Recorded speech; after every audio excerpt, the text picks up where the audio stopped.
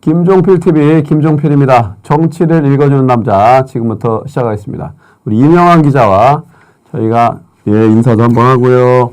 여러분들 익숙하시죠? 이 케미스트리가 맞아가지고 리허설 없어도 저희는 뭐 태생적인 연분이기 때문에 바로 들어가겠습니다. 이번 주말이 설날입니다. 설 연휴가 이어집니다. 그래서 설 밥상에 올라올 화제거리들을 중심으로 몇 개 포인트를 맥락으로 저희가 좀 해설을 해드리는 시간을 갖도록 하겠습니다. 보통 뭐 종이신문들 또 공중파들도 하는데요. 그 임박에서 합니다. 하루 이틀 전에 하는데 저희는 흐름이 미리 또 기획력을 발휘해서 미리 시작하는 게 좋겠다. 이런 취지에서 했고요. 또 하나는 잘 아시겠습니다만은 수도권 여론, 뭐 대체적으로 이제 고향을 떠났고 객지에서 먹고 살고 있는 자식 세대들이 대부분 많은데 각자의 영호남, 충청도, 뭐 제주도 등 고향으로 갑니다. 그래서 수도권 여론, 중앙의 여론과 그 고향, 그렇죠. 지방 여론이 서로 이렇게 어우러져요. 어떻게 보면 서로 작용도 하고 또 통합되기도 하고 또 차이도 분명해지기도 하는데 뭐 그런 내용들을 한번 가지고 여러분과 함께 살펴보도록 하겠습니다. 다룰 내용은 지금 올해 4월 15일 날 21대 국회의원 선거가 있습니다. 그래서 그러면 일당이 여야가 어떻게 될 거냐, 일당이 어느 당이 될 거냐, 뭐 민주당, 또 한국당, 또 제3지대가 이제 격동하고 있는데 뭐 안철수 전 국민의당 대표가 와서 뭐 국립묘지를 계속 다니면서 또 광주도 그죠? 예. 가서 하고 있어요. 그래서 총선 전망, 그 다음에 제3지대 뭐 이런 건 또 어떻게 될지 뭐 이런 내용도 한번 살펴보고요. 또 이 총선은 필연적으로 그 이후에 2년 후에 대선하고 또 직결됩니다. 현재 권력인 대통령으로부터 당 중심으로 미래 권력으로 이렇게 바뀌는 분수령이 되는 그게 이제 통상 그렇고 역사적으로 그랬습니다. 그래서 대선하고의 연관성 또 대선 후보들이 어떤 그 부침이 있을지에 대한 것도 한번 살펴보고요. 또 최근에 이제 오늘도 뭐 추미애 법무부 장관이 따로 입장문을 냈어요. 그죠? 상갓집에서 검사들이 이제 추태를 부렸다 뭐 이렇게 서로 인사와 관련된 권한과 관련된 다툼이 있었다 해서 유감 표명을 내는 그래서 추미애 법무부 장관과 윤석열 검찰총장을 비롯한 그 법무부와 검찰의 대립 갈등과 관련된 부분도 한번 살펴보고 또 마지막으로는 글로벌 정세와 연관되어 있는 코스염 해리스 미 대사의 발언과 행태에 대해서 저희가 한번 비판적으로 정리를 해보도록 하겠습니다. 이런 내용으로 한번 진행합니다. 자, 이제 맨 첫 번째 아이템 총선 전망.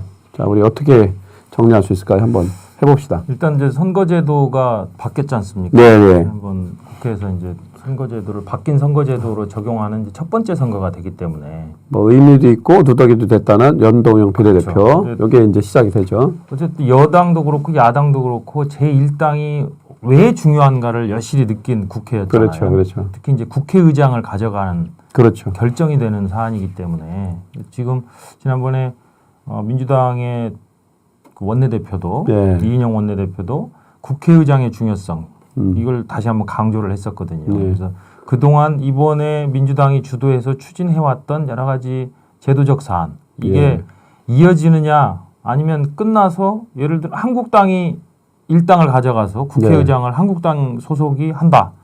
그러면 이번에 만들어 놓은 법안이나 이거를 거꾸로 완전히 없앨 수는 없겠지만 그것을 제약한다든지 아니면 완화시킨다든지 이런 법안들은 얼마든지 만들어낼 수 있거든요. 그렇죠. 그래서 일당을 위한 각 당의 보면 사활을 건 뭐 전쟁 가깝겠죠. 그렇죠. 정당이 이제 선거가 사실상 전쟁이니까. 진검승부죠. 그게 이제 굉장히 중요할 건데 지금 지지율 격차, 그러니까 여론조사상의 지지율 격차도 보면 민주당이 상당히 앞서가고 있었던 추세였으나 최근에는 그 격차가 점점 좁아지는 양상이에요. 15%에서 20%까지도 벌어졌는데 최근은 10% 안팎으로까지 네. 추세적으로 좀 좁혀지고 있어요. 그렇죠. 이게 이제 양 진영이 결집해 가고 있는 상황이다. 이게 네. 이제 선거가 가까우면 가까울수록 더 그럴 겁니다. 그렇죠. 그래서 네. 어느 정당이 원사이드하게 지금 끌고 가기 어려운 상황이기 때문에 네. 이건 이제 뭐 인재 영입이라든가 이런 절차들이 이제 진행이 되고 있고 네. 또 하나는 이제 비례대표와 관련해서 비례제가 지역구에서 사실 큰 차이를 보이지 못한다면 결국은 비례에서는 그동안에는 민주당과 한국당이 그렇게 큰 수가 차이가 나지 않았었어요. 네, 네. 전국적인 지지율 면에서 보면 지난번 총선에서는 득표수가 아무래도 영남 쪽에서 지지를 많이 받았던 네, 한국당의 득표수가 좀 더 많았거든요. 그렇죠. 그래서 비례가 한 석이라도 더 많았단 말이에요. 네. 근데 이제 이번에는 준연동형 비례제를 적용을 하기 때문에 지역구에서 아마 두 당은 거의 본인들이 가져갈 포션을 거의 다 채울 거예요. 네. 그러면 나머지 이제 전체 47석 중에 17석 요걸 가지고 이제 의석을 대부분 결정을 하게 될 건데 비례 정당을 만든다라고 지금 한국당은 하고 있지 않습니까? 민주당은 그렇게 안 하겠다라는 거. 당명도 그러니까 비례는 이제 안 된다고 입장을 냈고요. 그래서 미래한국당. 그렇죠. 그러면 이제 그 의석이 오히려 1, 2당을 결정하는 네. 이런 요소가 될 가능성도 있거든요. 전통적으로 했던 선거에 비해서 준연동형 비례대표가 좀 누더기가 되고 훼손됐다곤 하나 제도적으로 바뀌었어요. 그렇죠? 네. 그래서 예측 불허인 측면이 사실 있습니다. 저희는 조금 이제 정밀하게 한번 들여다본 건데 그래도 과거의 그 선거 결과 패턴하고 좀 다르다는 점을 염두에 두실 필요가 있습니다. 그렇죠. 그러니까 어쨌든 두 당이 아마 주도하는 선거가 될 수는 있습니다만 그렇죠. 1, 2당이 바뀌는 상황 이게 이제 이 비례대표의 비례의석 이게 굉장히 중요한 역할을 할 가능성이 높다. 이거하고 또 하나 이제 주목할 점이 이번 준연동형제의 가장 큰 수혜자가 될 거다라는 전망을 받고 있는 정의당 등 제3당. 제3당. 네. 이 3당이 비례 전략을 어떻게 쓰느냐. 이게 굉장히 중요하거든요. 그렇죠. 그런데 지금 정의당 같은 경우에는 본인들이 생각할 때 지금 전 평균 지지율이 한 10% 정도 나오는데 네. 그렇게 되면 단순 대입만 하면 한 30석을 기준으로 본다면 준연동형을 적용하면 15석으로 본다면 네. 이 당선 안정권 안에 청년, 그러니까 35세 미만의 청년들을 최소한 5명 배치하겠다. 하겠다고 입장도 냈어요. 네, 그죠? 이게 정의당의 되게 공세적이야. 그래서 이게 이제 만약에 정의당이 20석의 현재 이 교섭단체 기준을 충족을 시킨다고 한다면 말 그대로 그동안 없었던 새로운 움직임을 보여줄 수 있는 기반은 만들어질 수 있다. 그게 기대대로 간다면. 또 하나 볼 포인트가 지금 이제 만 18세로 선거 연령을 내렸습니다. 53만 중앙선관위 추산으로는 53만 2천 명이에요. 그러니까 이제 새롭게 등장을 한 18세 유권자가 몰려오고 있기 때문에 여기는 또 예측 불허의 측면도 있고 종자가 다르다 이렇게 맥락이 그래서 신윤리라고도 표현하고 또 한 번도 검증된 바가 없어요 이제. 근데 상대적으로 가까운 연배인 20살 그죠? 20대하고 흡사한 경향성을 보이지 않겠느냐 해서 정의당은 획득할 가능성이 우군으로 할 수 있는 가능성이 높다고 봐서 지금 이런 적극적인 구애를 하고 있는 거죠. 또 다른 당들도 사실은 청년에 대해서 많이 호소하는 그 캠페인이나 총선 공약들 내놓고 있습니다. 그게 이제 그런 점입니다. 그러니까 이제 저희가 뭐 종합적으로 봤을 때 주목할 점은 항상 그거였습니다. 이 정당이 그 자기 정당을 적극적으로 지지하는 표만 가지고 선거를 이긴 전례는 단 한 번도 없어요. 그럼 선거를 할 필요가 없지 않습니까? 그렇죠. 근데 항상 이 플러스 알파를 누가 가져가느냐는데 결국은 이 당도 싫고 저 당도 싫다. 혹은 이 당 저 당 아직 결정 못한 여론조사 상으로는 현재 대략 한 27%에서 30% 정도가 지금 입장을 아직 정하지 않고 있거든요. 그렇죠. 이게 부동하고 있는 거예요. 떠다니고 이분들의 표심을 누가 가져가느냐 이건데 결국은 그거 얻기 위한 말 그대로 이제 지금 이제 한 80여일 정도 남았는데 80일 전쟁에 들어갔다. 그 첫 번째 전쟁이 그러니까 민심이 막 엉키는 이게 이제 이번 설명절이 될 거다. 맞습니다. 그러니까 우리 애청자 여러분들께서도 한번 보세요. 그래서 의견이 나오고 어떻게 다른가, 어떻게 섞이는지 그걸 한번 이번 명절에는 주의 있게 한번 봐주시기 바랍니다. 또 한편에 이제 그런 점도 있죠. 이른바 이제 구도. 그래서 이제 그 기왕의 경우는 그 이제 중간선가 이제 현 정권에 대한 중간 평가적인 성격.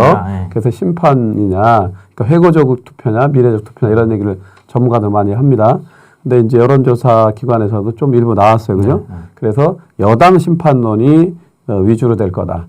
또 야당 심판론이 위주로 될 거다. 이런 부분도 한번 보실 필요가 있다. 그죠? 그런 점까지 하면 너무 길어지기 때문에 뭐 그런 맥락도 한번 여러분들 염두에 두시고요. 자, 이제 그렇고, 일당, 이당, 적대적 공전이라는 동 비판도 많이 하지만 아까 얘기했던 맥락으로는 그 양당 집중력이 높아질 그렇죠. 개연성은 충분히 있다는 겁니다. 그럼에도 불구하고, 이제 이 싸움의 신물나, 그 다음에 진보 보수 이 악유다툼 이것도 진영 싸움도 이제 지쳐 국민들 입장에서 그래서 대안을 찾다가 보면 그게 제3의 길이에요, 그죠? 그렇죠. 제3정당, 제3지대 이걸 이제 주목을 하게 되는데 뭐 정의당도 이제 그런 역할을 하려고 하고 바른미래당이 있었어요. 근데 이제 그 기왕에도 새 정치를 표방하면서 나왔던 안철수 전 대표가 들어왔어요, 그죠? 그러면서 이제 이 측면에서 이 안철수 변수가 어떻게 작용할지 제3지대에 대한 어떤 해석과 전망을 한번 해봅시다. 총선 전망에서도 우리가 이제 한번 거론했습니다만은 확고한 지지층 이외에 플러스 알파 여기를 노리는 정당. 이 말 그대로 이제 이게 중도층이 될 수도 있고 그렇죠. 가운데가 될 수도 있고 뭐 다 그렇지 않습니까? 그러니까 여기를 겨냥한 세력들이 항상 이제 등장했는데 그렇죠. 지난번 총선에서는 안철수 대표가 이끌던 국민의당이 그 역할을 했어요. 그래서 그렇죠. 돌풍을 일으켰어요. 전국적으로 비례득표율은 민주당, 그러니까 일당을 차지한 민주당보다 높았습니다. 그렇죠. 비례득표율. 아주 그래서 이제 대이변이라고 했고 네. 우리 내신만 그거를 예측을 그렇죠. 일면에서 했어요. 37석이라는 자랑질을 한번 하고 넘어가고 엄청난 의석을 확보를 했는데 그랬죠. 이번에도 그러면 그런 일이 벌어질 수 있느냐? 그러니까 이제 보수 큰 이념적 측면에서 보면 보수 진영에서는 지금 한국당과 새보수당 그다음에 이제 뭐 우리공화당을 포함한 이 보수 진영이 지금 통합 논의를 하고 있는데 이게 잘 안 되고 있죠. 그래서 사실 이게 이제 연원적으로 보면 탄핵 시점부터 쭉 이뤄졌던 과거에 대한 뭐 그러니까 그쪽 분들은 단절이라는 표현을 쓰지 않습니다만 그 정리가 지금 제대로 되지 않았기 때문에 예. 그 문제를 두고 지금 거기에서는 이 통합 논의가 제대로 진척이 안 되고 있는 상황이잖아요. 예. 그래서 어찌됐든 거기도 힘을 합쳐야 이긴다. 그렇죠. 나는 이제 이런 문제의식 분명히 갖고 계시는 거고 네네. 또 한편으로 그러면 국민신당이 깨지고 나서 국민의당이 깨지고 나서 여기에서 국민의당. 분화돼 나왔던 바른미래당, 민주평화당, 대한신당 신당. 여기도 지금 통합 논의를 시작을 했어요. 그래요. 새보수당도 사실은 거기도 쪼개 나왔어요. 그렇죠. 하고는 있는데 네. 여기도 쉽지가 않아요. 네네. 생각들이 다 다르기 때문인데 결국 지향점은 제3지대를 누가 선점하느냐. 그러니까 구심력을 가진 그렇죠. 여기를 누가 선점하느냐 이걸 가지고 이제 서로 어찌 보면 경쟁을 벌이고 있는데 여기에 이제 안철수 전 대표가 1년 4개월 만일 거예요 아마 대통령 선거 실패하고 2018년에 서울시장 선거 나왔다가 실패하고 독일로 나갔다가 이제 뭐 여러 번 뭐 몇 가지 영상이라든가 이런 걸 보내고 마라톤 하다가 이제 들어왔는데 이분도 이제 결국은 지향점이 실용적 중도 가치를 내세우는 정당을 만들겠다. 근데 그 정당을 창당을 하겠다는 것인지 아니면 본인이 주도해서 만들었던 바른미래당을 그렇죠. 개보수하는 이걸 업그레이드 할 하겠다는 건지 것인지 아니면 지금 나와 있는 민주평화당이나 대한신당이나 무소속이라든가 이런 정당들과 연대를 통해서 뭔가를 또 만들겠다는 것인지 일단 뭐 지지자들의 의견을 들어서 본인은 입장을 내겠다 이제 아직까지는 그런 입장이에요. 네, 뭐 계속 해외 생활했고 또 그 살아 움직이는 정치 생물이라고 하지 않습니까? 그렇죠. 또 민심의 기층 여론까지 아직 충분히 본인이 살펴본 게 아니니까 뭐 이른바 얘기하는 모호성, 그것도 전략적 모호성이라고 표현해요, 그죠? 근데 이제 모호성이 실제 모호한 거냐, 전략적인 어떤 방향성을 갖고 가는 거냐, 이것도 아직은 드러난 바가 없습니다. 보수 정당의 보수 통합과는 자기와는 상관없다라고 선은 그었어요. 거기까지는 그었어요. 그러니까 한국당하고 같이 가지는 않겠다 이렇게 해석은 되는데 또 하나는 또 반문재인, 거기까지는 그렇죠. 입장을 냈어요. 네. 그러니까 이제 이게 애매해지는 겁니다. 반 한국당, 반 문재인. 그러면 결국 남은 거는 그 동안에 본인이 했었던 국민의당, 바른미래당을 축으로 한 이제 일부 그렇죠. 이제 소수 야당들이 있는 건데 저희가 이제 갤럽 그 지난주 갤럽, 그러니까 일주일 단위로 갤럽이 다시 시작을 했습니다. 차기 정치 지도자 조사를 해본 걸 보면 이제 오늘 광주를 갔어요, 그죠? 그 국민의당 돌풍에 진원지가 광주였어, 그죠? 그때는 반문 정서도 적지 않게 있었고, 그래서 광주 전남북 18개 중에 16개를 휩쓰는 아주 돌풍을 일으킵니다. 28개 중에 전체로 치면 28개고요. 근데 이 양반이 이제 지난주 조사를 놓고 보면 광주 전라 지역에서 차기 정치도자 선호도에서 사실상 꼴등이에요. 자유한국당 황교안 대표가 2%인데 여기가 1% 나옵니다. 이게 현재의 광주 전남의 흐름입니다. 저희가 지난주에 다뤘던 황교안, 그죠? 호남의 여망을 이제 입고 있는 이낙연 전 총리 지지율이 46%입니다. 여기는 1%고. 이게 이제 현실인데 과연 이제 여기서 과거에 본인이 제기했던 새정치의 추동력을 얻을 수 있을 거냐. 이게 이제 포인트고요. 상황은 좋지는 않죠. 사실 아주 악화되어 있는 상황이죠. 그렇죠. 그러니까 그쪽 그 호남 이른바 이제 호남 정치 논란이 뜨거웠었잖아요. 지금 20대 총선 때. 그때 이제 이 유권자들이 대안으로 선택했던 게 안철수라는 존재였잖아요. 그렇죠. 새정치에 대한 기대감. 그랬는데 이분이 결국 대선과 지방선거를 거치고 나서 결국은 보수 진영 일부와 손을 잡고 바른미래당이라는 당을 창당을 했어요. 그렇죠. 우클릭을 했어. 그쪽 입장에서는 아니 어떻게 저쪽으로 갈 수 있느냐. 새정치를 한다고 해놓고 그래놓고 다시 새정치를 들고 온다? 이거는 아직까지는 쉽게 받아들여지지 않는 정서죠. 그러니까 논리적으로도 모순이고 정서적으로도 거부감이 큰. 그래서 또 하나 이제 그 주목하는 포인트가 현재 본인 이제 창업주인데 현재 경영을 하고 있는 바지 사장을 넘어 이제 그 오너십까지 거의 가 있는 바른미래당 손학규 대표하고의 이제 관계가 이게 이제 윈윈을 하는 관계냐 제로섬 게임으로 할 거냐 이게 이제 가장 그 안철수 대표의 전 대표의 앞으로 행보에 분수령이 될 걸로 보고 있습니다. 그죠? 그게 이제 최근에 두 교황이라고 하는 영화가 있었어요. 그게 아주 세간에 많이 화제가 된 게 대한민국 정치에 비교해 보면 너무 극과 극이야. 그러니까 여기는 상생화해 뭐 이렇게 작은 차이를 인정하는 풍부한 하나 이런 모범을 보여줬는데 한국은 그게 아니에요. 이제 그래서 안철수 대표가 손학규 대표하고 과연 두 교황과 같은 상생과 파트너십으로 갈 거냐 아니면 각자 소생할 거냐 이제 요게 이제 단판이 남아 있다고 이제 보여져요. 그죠? 근데 손학규 대표 측에서는 인천공항에 마중을 가서 인사를 하겠다라고 입장을 냈다고 저희가 이제 듣고 있습니다. 근데 안철수 대표가 거부했다. 이제 그거는 뭐 팩트인 것 같아요. 이렇게 내용적으로 들어보니까.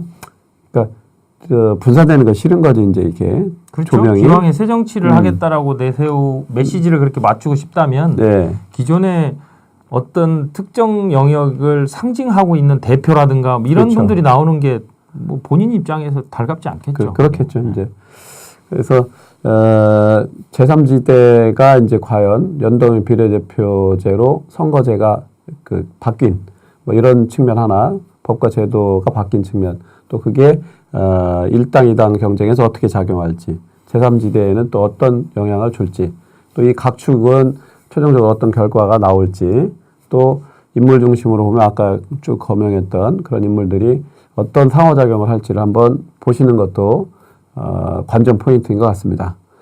자, 여기까지 일단 한번 정리하고 다음 파트로 넘어가겠습니다.